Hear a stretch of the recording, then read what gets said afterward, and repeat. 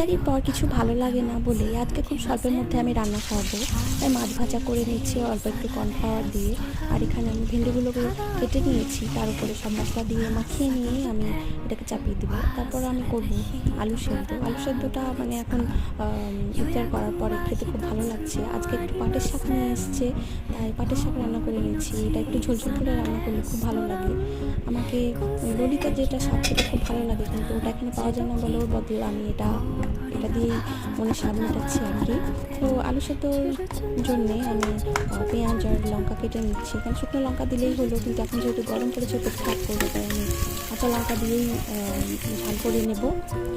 আর এখান থেকে আমি কিছু একটু তুলে আলু সেদ্ধর জন্য রেখে দিচ্ছি, আর কিছু পেঁয়াজ রেখে দিচ্ছি ফোড়ন দেওয়ার জন্য। আর তার সাথে রসুন কুচি মিশিয়ে দিলাম। তো শাকটা আমার হয়ে এসছে প্রায়। আর একটা বেগুন সেদ্ধ করে বেগুন পুড়িয়ে নিচ্ছি। আর